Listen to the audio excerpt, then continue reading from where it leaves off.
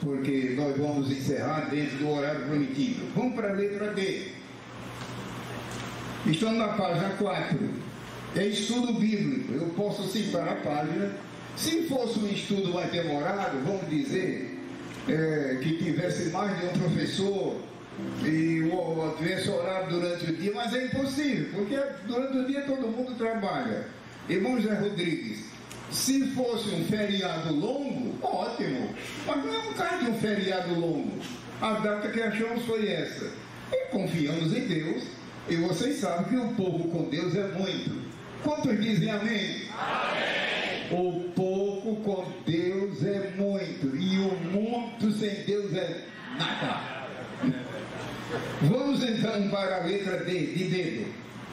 Principais livros escatológicos da Bíblia.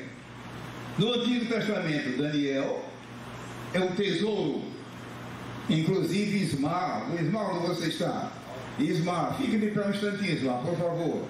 Ismar é meu filho, é pastor lá em Cordovil, é diretor do nosso seminário. Eu, pela graça de Deus, sou coordenador pedagógico. Ele tem alguns exemplares do Daniel. Pode sentar, obrigado. Daniel é um tesouro. Outro livro escatológico, Salmos. Gente, maravilhoso. São 150 salmos, e tem salmos ali que os irmãos conhecem, 22, 23 e 24. Ouça o que eu estou dizendo.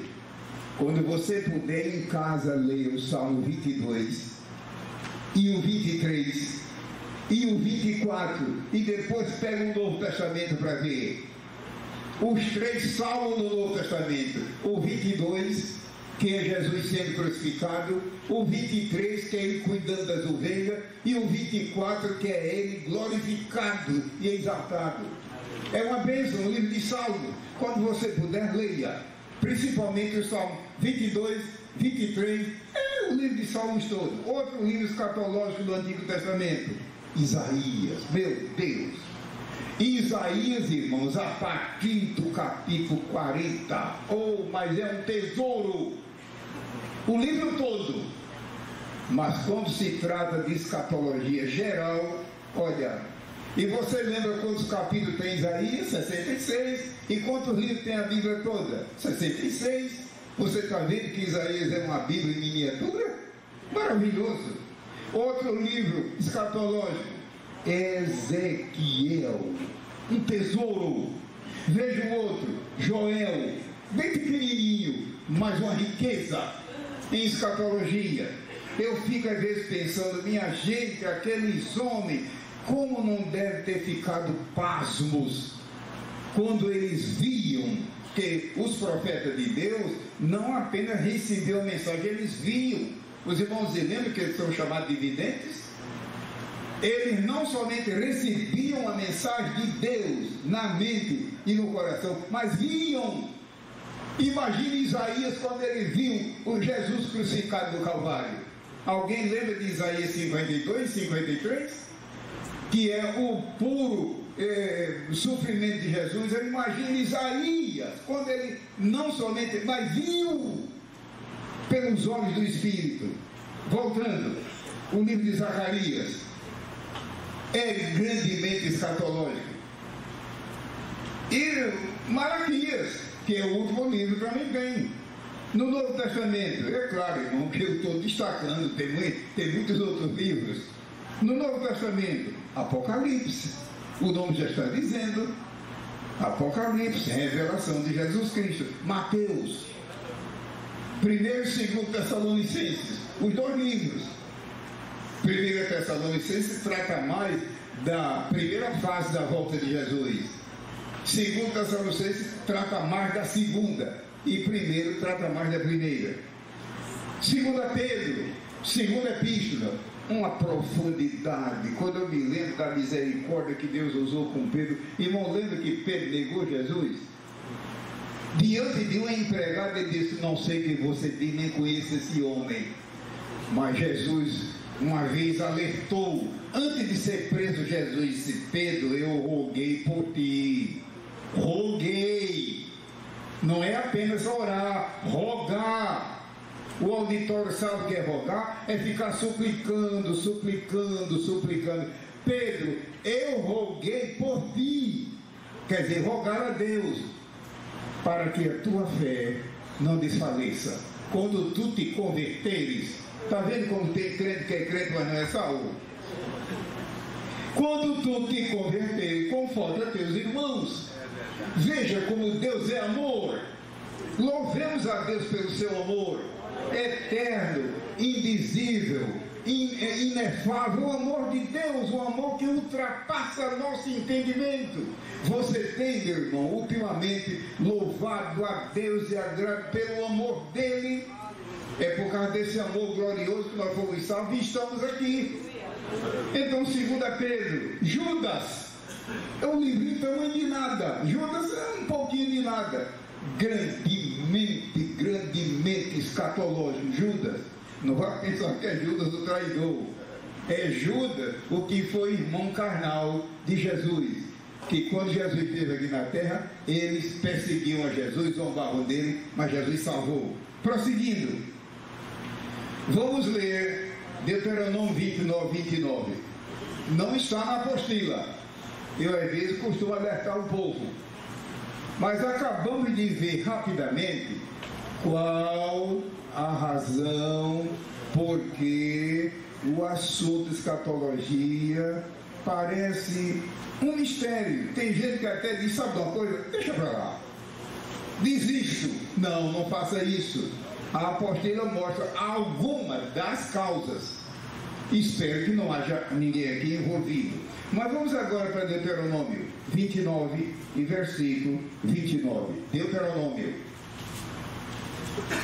A palavra Deuteronômio não é hebraica, é grega. Mas Deuteronômio não é do Antigo Testamento. É para você ver, nós não vamos explicar aqui no auditório, deve ter irmãos professores de bibliologia. E eu não vou tratar disso, o nosso assunto é escatologia. Mas Gênesis não é palavra hebraica, é palavra grega. Enfim, e por que está lá? É uma história longa. Deuteronômio 29 e versículo 29. Eu estou dando 2, 3 segundinhos, é normal. E sugerindo que você tenha paciência quando você ensinar. Tenha paciência com os idosos. Tenha paciência com as crianças. Às vezes é um novo convertido, coitado, que não sabe procurar nada na Bíblia. Eu sei que aqui tem gente que é mestre 10 vezes. Parabéns. Mas todo mundo não é como você. E a gente tem que ter paciência. 29 diz: as coisas encobertas são para o Senhor. É pena que a língua portuguesa, a tradução de Almeida, é forte aqui, encoberta. Mas pega o termo hebraico para ver. É uma riqueza. Nem eu vou demorar aqui, estou apenas sugerindo.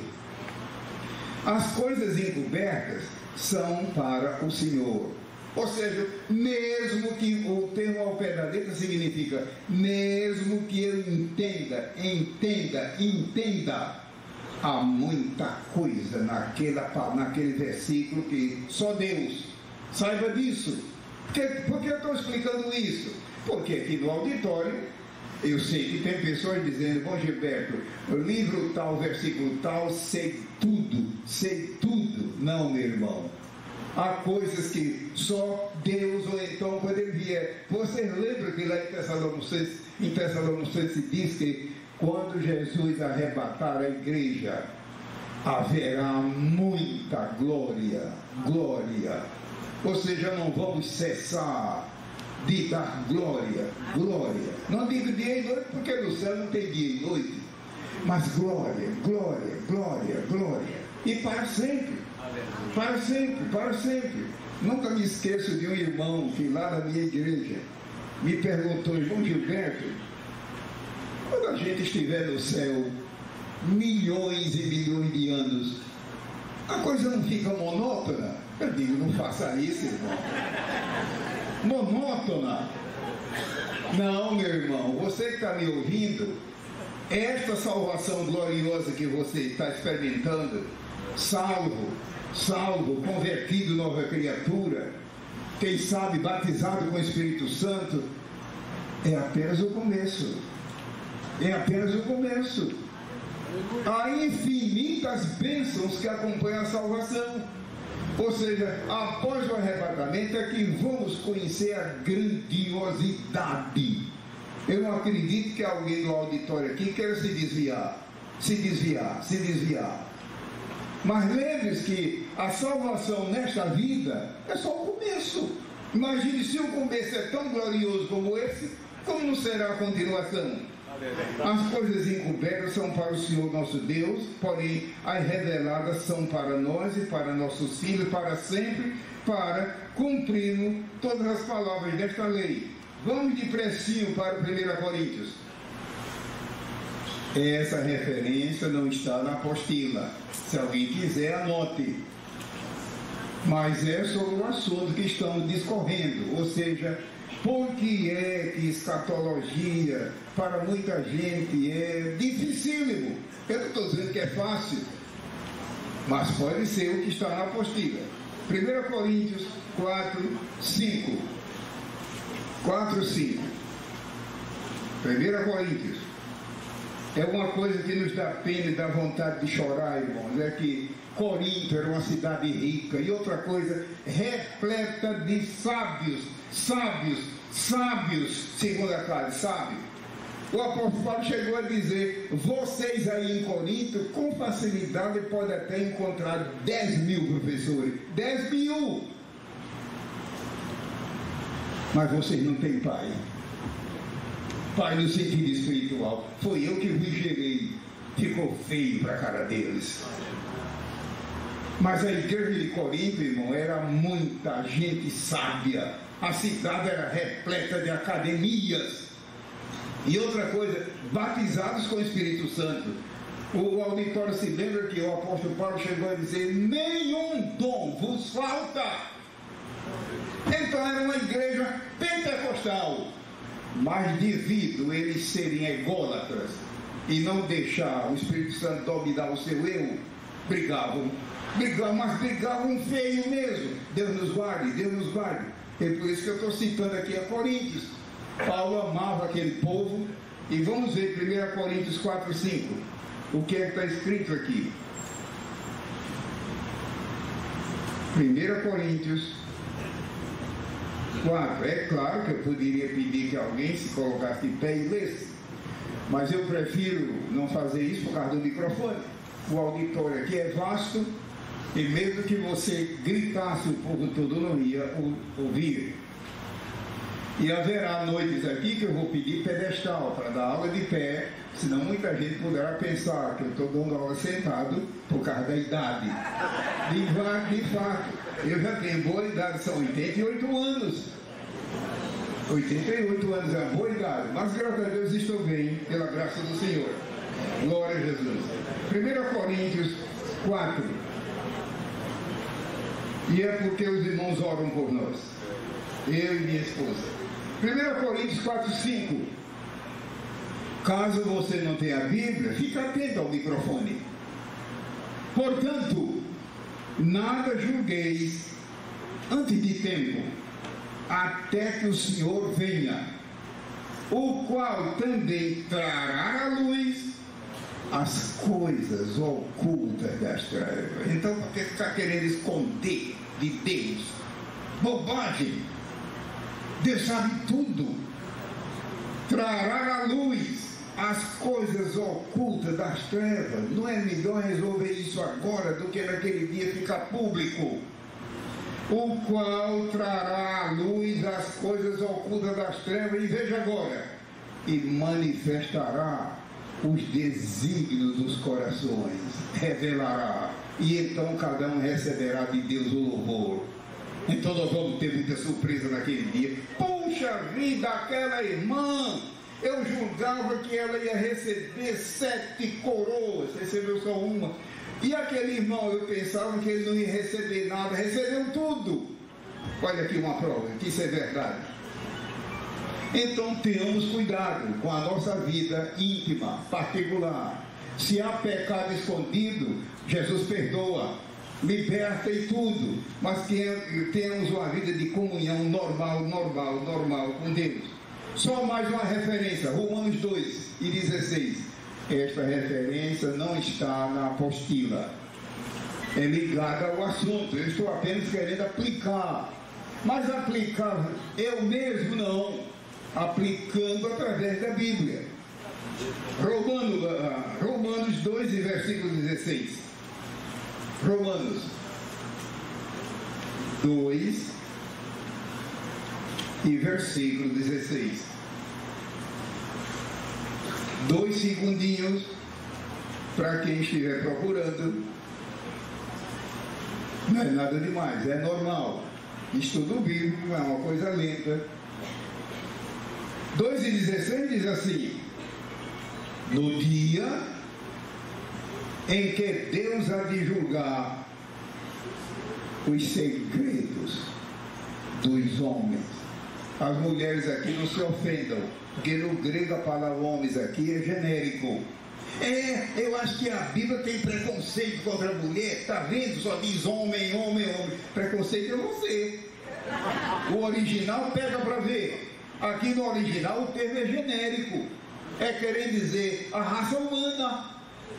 Eu estou dizendo isso porque quem sabe se não temos aqui no auditório alguma senhora ou senhorita dizendo: ainda bem que são os homens, eu estou livre. Você está incluído também. O termo é genérico. Voltando ao assunto. No dia em que Deus há de julgar os segredos dos homens por Jesus Cristo, segundo o meu evangelho. Então, estamos de parabéns, porque se fosse um estranho, mas Jesus é bom.